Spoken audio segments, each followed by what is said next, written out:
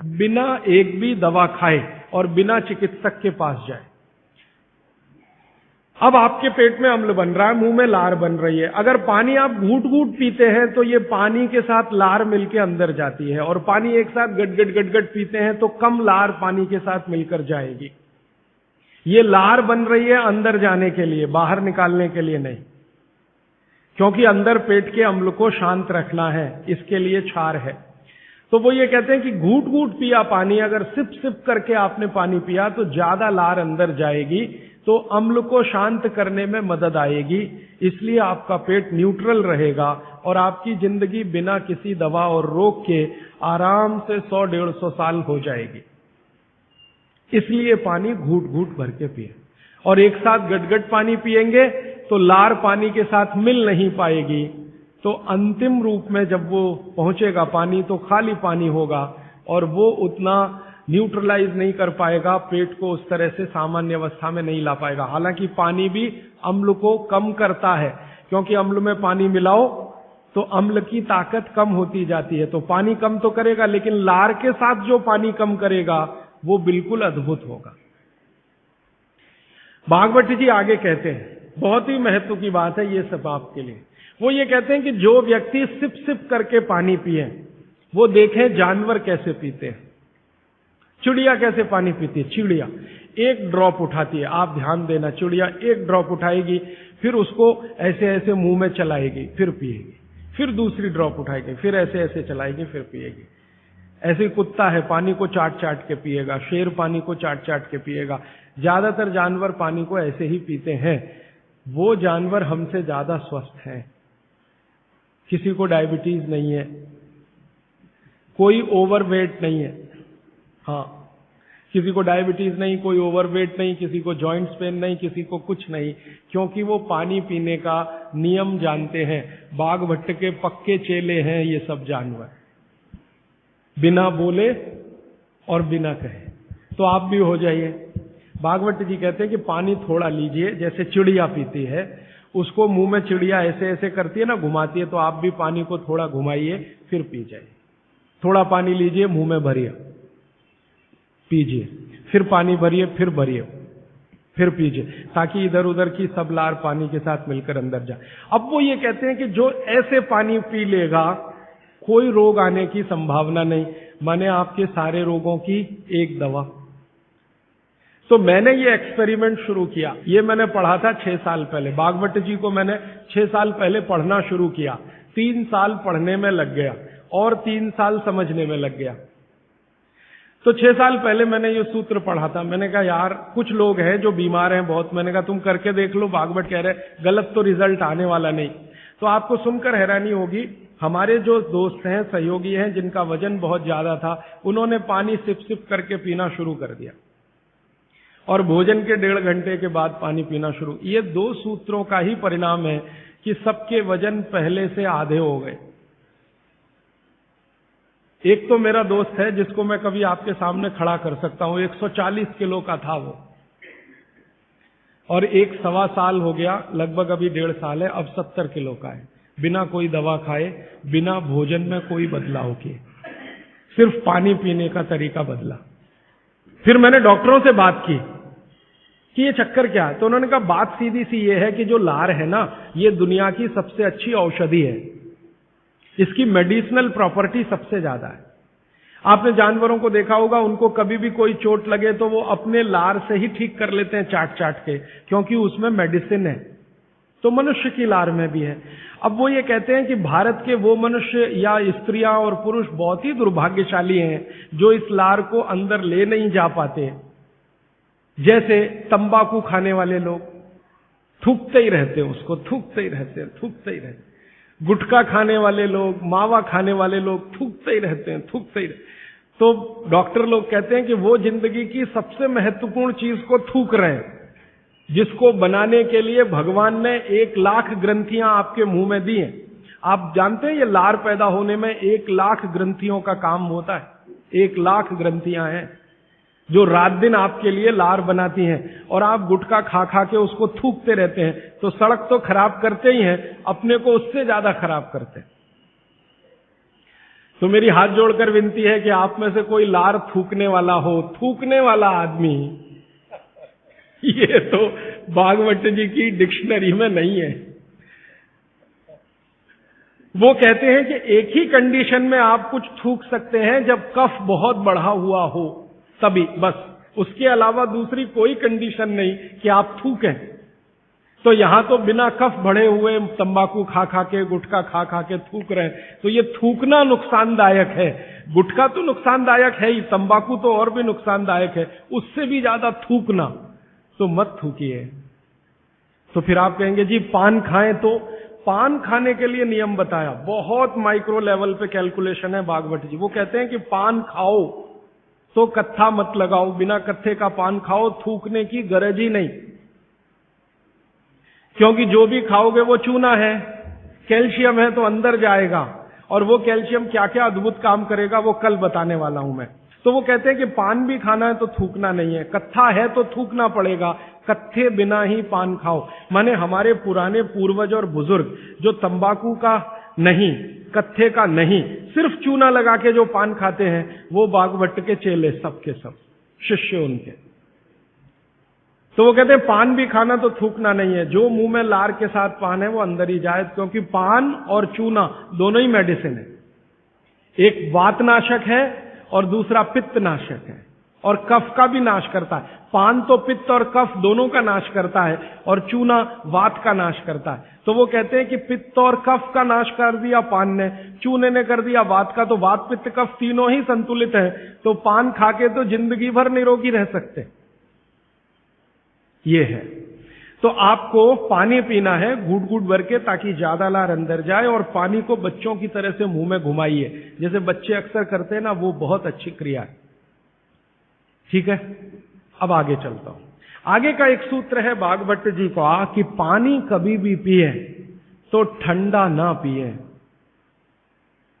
पेट को दुरुस्त रखने के लिए ही है ये सारे सूत्र आज जो मैं कह रहा हूं।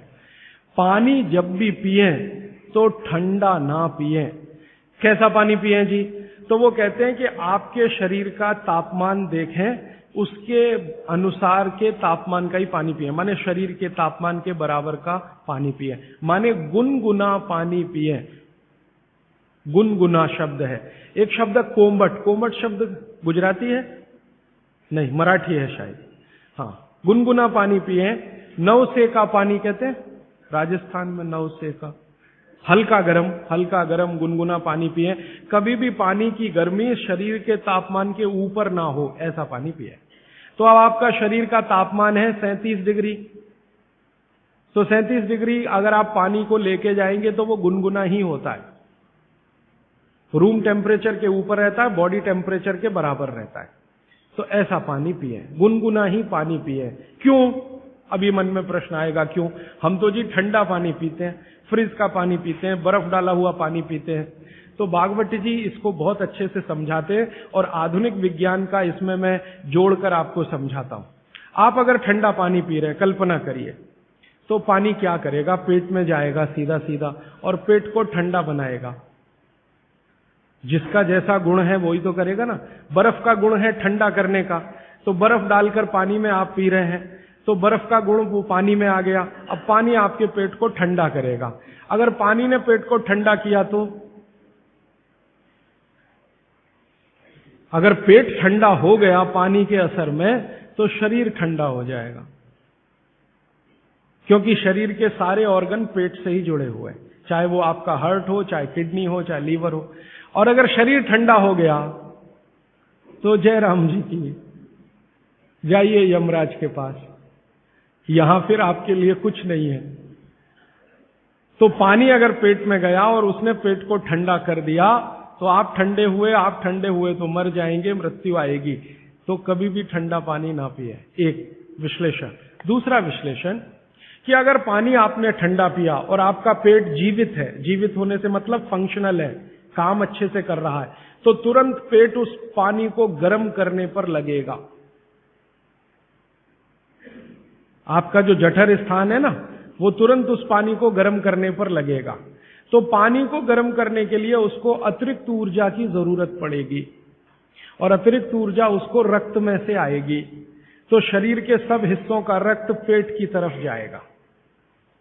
थोड़ी देर के लिए शरीर के सारे हिस्सों का रक्त जो पेट की तरफ गया है, उसने बाकी हिस्सों में रक्त की कमी कर दी। मान लीजिए हृदय का रक्त पेट में चला गया, ब्रेन का रक्त पेट में आ गया, क्योंकि ब्रेन का सबसे पहले आता है, क्योंकि ग्रेविटी का फोर्स है ना, काम करता है, तो ब्रेन का सबसे पहले आता है, हृदय का उसके बाद आता है। दूसरे अंगों का रक्त सब पेट की तरफ गया, तो बाकी अंगों को रक्त की कमी आई। और ये कमी हर समय ऐसे ही आती रहे, आप ऐसे ही ठंडा पानी पीते रहे, ऐसे ही कमी आती रहे, पीते रहे, कमी आती रहे, तो एक दिन वो अंग काम करना बंद कर देंगे, क्योंकि उनको रक्त की सप्लाई कम हुई है। और वो अंगों ने काम करना बंद किया तो ब्रेन हेमरेज हो गया, वो अंगों ने काम करना बंद किया तो पैरालिसिस हो गया, वो अंगों ने काम करना बंद किया तो हार्ट अटैक हो गया। तो ये सारी बीमारियों को क्यों बुलाते हैं ठंडा पानी पी के? माने ठंडा पानी ना पिए। बागवट जी का मैंने मेरे जीवन में भी देखा। दुनिया में कुछ ऐसे लोग हैं जो एकदम चिल्ड वाटर पीते हैं। अमेरिका में, यूरोप में ज्यादा लोग चिल्ड वाटर पीते हैं। पानी को फ्रिज में रखते हैं और वो रखा रहता है 4-5 दिन, खूब ठंडा हो जाता है, फिर ऊपर से बर्फ डालते हैं, फिर पीते हैं। इतना ठंडा पानी पीते हैं। परिणाम क्या देखा है मैंने उन लोगों को देखा जो चिल्ड वाटर पीते हैं, वो सवेरे सवेरे अगर संडास घर में गए टॉयलेट में, तो 1-1 घंटे बाहर नहीं निकलते, कभी कभी तो 2-2 घंटे नहीं निकलते, बैठे ही रहते अंदर। उनको पूछो भाई क्या कर रहे थे 2 घंटे टॉयलेट रूम में? कहते हैं जी न्यूज़पेपर पढ़ रहे थे, मैगजीन पढ़ रहे थे। क्यों पढ़ रहे थे? टॉयलेट रूम तो न्यूज़पेपर के लिए बनाया नहीं है। तो कहते हैं टॉयलेट आती ही नहीं, माने स्टूल पास होता ही नहीं, संडास होती ही नहीं, उतरती नहीं, तो क्या करें? और वो बेचारे वहां बैठे बैठे कई बार इतने परेशान हो जाते हैं कि तरह तरह की आवाजें निकालते हैं, फिर भी नहीं आती। फिर वो गाना गाते हैं, मेरे सपनों की रानी कभी आएगी, वो आती नहीं है। और कभी कभी जब बहुत ज्यादा परेशान हो जाते हैं ना, तो एक गाना गाते हैं, एक बार आजा आजा आजा, वो तब भी नहीं आती। ये है समस्या। माने मैं कहना ये चाहता हूं कि जो लोग बहुत ठंडा पानी पिएंगे, उनको एक बीमारी है, वो है कॉन्स्टिपेशन, कब्जियत, कोष्ठबद्धता, बद्ध कोष्ठ होना। कॉन्स्टिपेशन का मतलब आपकी जो इंटेस्टाइन है ना, लार्ज इंटेस्टाइन, वो एकदम ऐसी संकुचित हो गई, ऐसे रहना चाहिए उसको, वो हो गई संकुचित। ये ठंडे पानी का असर है। तो अगर आपकी लार्ज इंटेस्टाइन ऐसी हो गई तो आपकी जिंदगी भी ऐसी ही हो जाएगी। इसलिए कभी भी ठंडा पानी ना पिए। अब परसों एक बात मैंने कही थी कि फ्रिज का रखा कुछ ना खाएं, तो ये पानी भी उसी का हिस्सा है। फ्रिज का रखा हुआ पानी ना पिए, बर्फ डाला हुआ पानी ना पिए, आइसक्रीम कभी भी ना खाएं,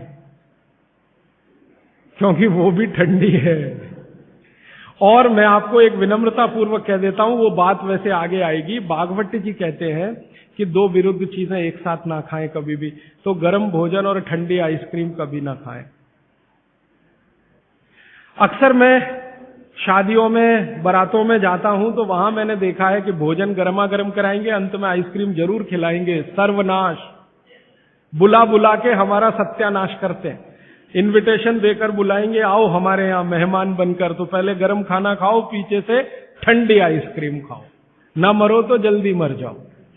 ऐसा आजकल आतिथ्य इस देश में चल रहा है। पहले कहते थे अतिथि देवो भव, अभी अतिथि दुश्मन भव। तो ये जो ठंडे होने की बात है, ये यहीं पर मैंने आपको जोड़ दी है। वैसे ये कल भी आने वाली है, परसों, सॉरी। तो आपके जीवन में ये नियम बहुत ध्यान से पालन करें, सूत्र पालन करें कि पानी हमेशा घूट घूट पिए, ठंडा पानी कभी न पिए, भोजन के 1.5 घंटे के बाद पानी पिए। अभी चौथा सूत्र, आज का आखिरी सूत्र।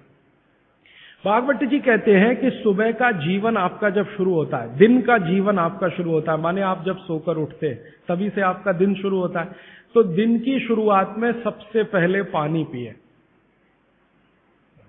दिन की शुरुआत में सबसे पहले पानी पिए, माने सुबह उठते ही पानी पिए, ये है मतलब कहने का। दिन की शुरुआत में सबसे पहले पानी पिए, माने सुबह उठते ही पानी पिए। आयुर्वेद के विभिन्न चिकित्सकों ने और वैद्यों ने इसको कहा ऊषा पान करें। उषापान माने सुबह उठते ही पानी पीना, सबसे पहले पानी पीना, दांत धोए बिना पानी पीना, मुंह धोए बिना पानी पीना, कुल्ला किए बिना पानी पीना।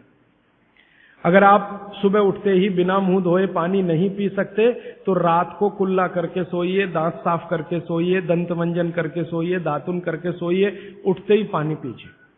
क्यों? कारण पूछिए। कारण उसका यह है कि रात भर जब आप सो रहे थे तो शरीर की सारी क्रियाएं तो शिथिल हो जाती हैं, लेकिन ये लार बनने की क्रिया ज्यादा शिथिल नहीं होती, ये चालू रहती है। तो रात भर आपने लार बनाई है, मुंह में जगह जगह जमा है, वो अंदर जाना बहुत जरूरी है, क्योंकि वो बेशकीमती है। भागवत जी कहते हैं कि ब्रह्म मुहूर्त की जो लार होती है वो बाकी 24 घंटों में सबसे ज्यादा कीमती है। तो सुबह सुबह जो लार बन रही है ये अंदर जानी ही चाहिए, इसलिए बिना कुल्ला किए पानी पीने का नियम है। इसी को उषापान कहा जाता है। तो सुबह उठते ही पानी पिएं। कितना पिएं जी? तो उन्होंने 1 से 1.25 लीटर का कैलकुलेशन दिया वयस्कों के लिए। वयस्क माने 18 से 60 साल, 1 से 1.25 लीटर। और 18 से नीचे वाले जो लोग हैं उनके लिए 1.25 लीटर माने 750 ग्राम, और 60 के ऊपर वालों के लिए भी 750 ग्राम, 750 ग्राम। 750 ग्राम माने कम से कम 2 गिलास बुजुर्गों के लिए, 2 गिलास बच्चों के लिए, और 3 गिलास आपके उम्र के लोगों के लिए। कम से कम इतना पानी पिए। पीने का तरीका मैंने बता दिया, वो घूट घूट सिप सिप करके ही पीना है, मुंह में घुमा घुमा के पानी पीना है। भागवत जी ने ये जो कहा ना सुबह की लार बहुत कीमती होती है, मैंने इस पर थोड़े कुछ एक्सपेरिमेंट किए पिछले एक आध साल। बहुत सारे कुछ पेशेंट ऐसे हैं जिनको डायबिटीज है, और डायबिटीज की कंडीशन में आप जानते हैं कि कोई घाव हो जाए, घाव तो जल्दी भरता नहीं। तो मेरे पास ऐसे कुछ 8-10 पेशेंट हैं जिनको ऐसी ही कंडीशन है। डायबिटीज होने के कारण शरीर में फुंसी हो गई, फोड़ा हो गया, घाव बढ़ गया, वो भरता नहीं। मैंने उनको दवाएं बंद किया होम्योपैथी का। फिर मैंने कहा भैया, भागवत जी ने कहा कि सुबह की लार बहुत कीमती है, तुम ऐसा करो सुबह उठते ही जो लार है ना उसको लगाओ तुम्हारे घाव पे, और आप देखेंगे चमत्कार। 15 से 20 दिन में घाव भरना शुरू, 3 महीने में बिल्कुल बराबर। एक तो मेरे पास गैंग्रीन का पेशेंट है, गैंग्रीन हुआ, डॉक्टर कहता था पैर काटना ही पड़ेगा इसका, कुछ होता नहीं अभी और कोई। उसने बेचारे ने साल भर लार लगा लगा के ही अपना ठीक कर लिया। तब मेरे समझ में आया कि जानवर हमसे ज्यादा होशियार, चोट लगते ही वो चाटना शुरू कर देते। फिर मैंने एक और एक्सपेरिमेंट किया। मेरे पास कुछ छोटे बच्चे हैं जिनको चश्मे हैं आंखों पर। अब उनके माँ बाप बहुत परेशान है कि ये चश्मा कैसे उतरे, मोटे मोटे चश्मे हैं छोटे बच्चों। तो मैंने उनको भी सिखा दिया, देखो सवेरे सवेरे सोकर उठो और मुंह का थूक आंख में लगाओ काजल की तरह से। तो बच्चों ने चालू कर दिया। बच्चे बहुत भोले होते हैं, सीधे होते हैं, कोई भी बात अगर समझ में आए तो करते। अब आपको हैरानी होगी कि चश्मे उतर गए सिर्फ ये लार लगाने। आप भी करके देख लीजिए जिनको भी चश्मे। बस अंतर इतना है कि बच्चों को जल्दी उतरे, आपको थोड़ा देर में उतरेंगे लेकिन उतर जाएंगे। उम्र ज्यादा बढ़ेगी तो थोड़ा दिन करना पड़ेगा, कम उम्र में बहुत जल्दी उतर जाए। आंखों की रोशनी बढ़ानी है तो मुंह की लार सुबह सुबह की आंखों में लगाइए काजल की तरह से। और एक बताता हूं, एक बीमारी आती है जिसको हम कहते हैं कंजक्टिवाइटिस, आंखों की बीमारी है। अक्सर उसमें आंखें लाल हो जाती हैं, आंखों में बहुत जलन होती है, जैसे खून उतर आया हो आंखों में, वो कंडीशन हो जाती है। कोई भी आयुर्वेद की दवा आप खाएंगे 3 से 4 दिन में ही बीमारी ठीक होती है। लेकिन अब की बार अगर ये बीमारी आए तो आप ये करना, सुबह सुबह उठते ही मुंह की लार लगाना, 24 घंटे के बाद आपको पता ही नहीं चलेगा बीमारी कहां गई। 24 घंटे में ही ठीक होता है कंजक्टिवाइटिस। अगर बच्चों में बचपन से आंखों के ऐसे कोई रोग हैं, जैसे मेरे पास एक छोटा बच्चा है 8 साल का है, उसका मैं ट्रीटमेंट कर रहा हूं, उसकी आंखें टेढ़ी हैं, वो देखता कहीं है और दिखता कहीं है, उसको ऐसा है। अब उसके माता पिता गरीब हैं और वो ऑपरेशन का खर्चा नहीं उठा सकते। उस बच्चे पर मैं यही एक्सपेरिमेंट कर रहा हूं। लगभग मुझे 4-4.5 महीना हो गया है, और उसका टेढ़ापन, जिसको हम लोग हिंदी में कहते हैं भेंगापन, उसका भेंगापन लगातार कम हो रहा है और आंखों की पुतलियां बिल्कुल बीच में सेट हो रही। तब मुझे थोड़ी जिज्ञासा हुई और मैंने एक बहुत बड़े वैज्ञानिक को पूछा दिल्ली में कि ये लार में क्या है, एक्चुअली इसका एक्टिव इंग्रेडिएंट क्या है। तो उन्होंने कहा भैया जितने एक्टिव इंग्रेडिएंट मिट्टी में है वो सब लार में है। तो मैंने आपको बताया मिट्टी में 18 एक्टिव इंग्रेडिएंट्स हैं, लार में वो सब के सब हैं। इसलिए लार शरीर के लिए बहुत ही कीमती है, बेशकीमती है, इसको कभी नष्ट नहीं करना। इसकी मदद से आप बहुत सारे रोग ठीक करते हैं। और 2-4 बातें बता दूं क्या क्या रोग और ठीक कर सकते हैं। आपके शरीर में कोई दाग हो गया, धब्बा हो गया, जैसे जल गए, जलने का दाग होता है ना, उस पर नियमित रूप से सवेरे की लार की थोड़ी थोड़ी मालिश करते रहिए। 6-8 महीने में धब्बा बिल्कुल साफ हो जाए, जले हुए का धब्बा। शरीर में और कोई ऐसा अंग में सफेद दाग दिख रहा है या काला दाग हो गया या फलाना हो गया या ढिमाका हो गया, एक्जिमा हो गया, मान लो खराब बीमारी की बात करूं, एक्जिमा हो गया, एक्जिमा पे रोज सुबह की लार लगाइए, मालिश करते रहिए, 6-8 महीने के बाद देखिएगा साफ। और एक्जिमा से भी ज्यादा खराब बीमारी है सोराइसिस, वो भी ठीक होती है इसी लार से। बस इतना है कि साल भर करना पड़े। मुफ्त का इलाज है, फोकट का इलाज। भागवत जी ने जितने भी इलाज बताए हैं सब फोकट के और मुफ्त के, बाहर जाने की जरूरत ही नहीं है। तो आप स्किन डिसीज में इसका एक्सपेरिमेंट करिए, आंखों की बीमारियों में इसका एक्सपेरिमेंट करिए, घाव हो जाए कहीं शरीर में उस पर एक्सपेरिमेंट करिए, फोड़े फिंसियों पर इसका एक्सपेरिमेंट करिए। मैंने ये चारों एक्सपेरिमेंट किए, बहुत अच्छे रिजल्ट हैं। आप भी करिए, रिजल्ट आपको भी मिलेंगे। बस इतना ही है कि आप दूसरों को भी बताते जाइए। तो आपने अपना दुख तो कम कर लिया, आप दूसरों का भी कम कराइए ना, तभी मोक्ष जाएंगे। तो मैंने आज आपको 4 सूत्र बताए, उनको फिर से रिपीट करता हूं। सूत्र बताना, ये 4 रिपीट करके खत्म। फिर प्रश्न। पहला सूत्र मैंने बताया था, भोजनांते विषमवारी, भोजन के अंत में पानी ना पिए, लगभग 1.5 घंटे के बाद पानी पिए। दूसरा सूत्र मैंने बताया था, पानी हमेशा घूट घूट भर के पिए, सिप सिप करके पानी पिए। तीसरा सूत्र बताया था कि ठंडा पानी कभी ना पिए, हमेशा गुनगुना पानी पिए। और चौथा सूत्र बताया था कि आप सवेरे उठते ही सबसे पहले पानी पिए। ये चारों सूत्र भागवत जी ने कहा है पेट को दुरुस्त रखने के लिए सबसे आवश्यक है। माने जिंदगी भर आपका पेट और आपकी जठर अग्नि काम करती रहे, इसके लिए सबसे आवश्यक है। ठीक है, अब आपके प्रश्नों के लिए आधा घंटे का समय।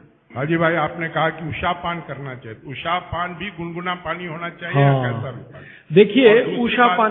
दूसरी बात, पान जो कहा आपने खाने के लिए, तो पान के साथ क्या क्या लेना चाहिए? हाँ, बहुत अच्छा। मैं दूसरे प्रश्न का पहले उत्तर दे दूं, पान के साथ क्या क्या लेना चाहिए। भागवत जी ने पान खाने के लिए बताया है कि एक तो पान जो खाएं वो ऐसा पान हो जिसका स्वाद कसैला हो। कसैला, कसैला स्वाद माने देशी पान, सीधी सी बात है। विलायती पान मत खाइए, देशी पान खाइए। तो स्वाद जितना कसैला होगा, पान उतना अच्छा होगा। और भागवत जी ने एक बहुत गहरी बात कही है, जिसको मैं 2-3 दिन बाद वैसे एक्सप्लेन करने वाला हूं, कि जो चीज का रंग जितना ज्यादा गहरा हो, जो प्रकृति की पैदा की गई वस्तु का रंग जितना ज्यादा गहरा हो, वो उतनी ही बड़ी औषधि है। जैसे देशी पान ज्यादा गहरा हरे रंग का होता है और विलायती पान हल्के हरे रंग का होता है। तो भागवती जी कहते हैं हल्के रंग की चीजें मत खाइए, गहरे रंग की चीजें खाइए। तो गहरे रंग वाला पान खाइए, गहरे रंग की जो भी चीजें हैं भरपेट खाइए। जैसे बैंगन है गहरे रंग का, जामुन है गहरे रंग का, टमाटर है गहरे रंग का। ये सब एंटी कैंसरस है, एंटी डायबिटिक है, एंटी कैंसरस है, एंटी अस्थमेटिक है। इनकी क्वालिटीज आज की विज्ञान ने भी प्रूव किया है। आज का विज्ञान ये कहता है कि जो भी रंग है किसी भी वस्तु में, वो भगवान का दिया हुआ कोई ना कोई ऐसा रस और एंजाइम है जो आपको गंभीर बीमारियों से बचाता है। तो वो कहते हैं गहरे रंग का पान खाइए, माने कसैला उसमें ही स्वाद होगा, तो गहरा पान खाइए। उसमें क्या मिलाएं? उसमें सबसे ज्यादा चूना। तो कितना चूना मिलाएं? तो कहते हैं कि एक पान में 1 ग्राम से ज्यादा चूना नहीं मिलाइए कभी भी। 1 ग्राम आप समझते हैं इतना होता है। चने का दाना होता है ना, आधा तोड़ो और उसका आधा कर लो, इतना 1 ग्राम होता है। चने का दाना आधा तोड़ो तो 2 हिस्से हुए, ये 2 हिस्से के 4 कर दो और वो एक हिस्सा जो है वो 1 ग्राम, तो उतना आप चूना लगाइए उस पर। फिर चूने के साथ क्या खाएं, आप उसमें सौंफ खाएं, सौंफ। सौंफ का नियम उन्होंने बताया, सौंफ खाएं। दूसरा कहते हैं कि इसमें थोड़ी अजवाइन डालें, अजवाइन 2-4 दाने, ज्यादा नहीं। और वो कहते हैं लवंग डालें, लवंग माने लौंग। और कहते हैं बड़ी इलायची। और वो कहते हैं कि गुलाब के फूल का रस, मतलब गुलकंद जिसको आप कहते हैं। ये चीजें उन्होंने बोली हैं पान में नियमित रूप से खाने के लिए।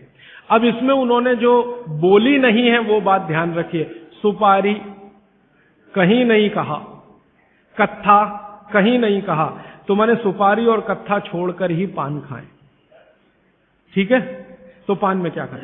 दूसरा, इन्होंने जो आपने पूछा कि सुबह का जो ऊषा पान का पानी है वो भी गुनगुना होना चाहिए, बागभट्टी जी कहते हैं जरूर गुनगुना होना चाहिए, जरूर गुनगुना। वो एक ही कंडीशन में कहते हैं कि अगर आप तांबे के बर्तन का रखा हुआ पानी सुबह पी रहे हैं तो उसको गुनगुना करने की जरूरत नहीं है, बाकी सभी पानी को गुनगुना करके ही पीना चाहिए। क्यों? ये जो तांबे के बर्तन में रखा हुआ पानी है उसमें वही क्वालिटी है जो गुनगुने पानी में है, इसलिए ताम्र पात्र के पानी को सुबह गर्म करने की जरूरत नहीं। रात में आपने भर के रखा, सुबह उठकर पी लिया।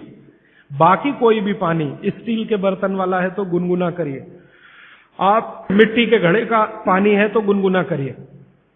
और आपके पास क्या होता है पानी भरने के लिए? और तीसरा, कोई एल्यूमिनियम में तो पानी कभी मत रखिए, प्लास्टिक में पानी कभी मत रखिए।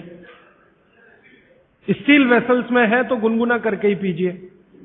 स्टील वेसल माने स्टेनलेस स्टील के वेसल में पानी है तो गुनगुना ही पीजिए, मिट्टी के बर्तन का पानी है तो गुनगुना ही पीजिए।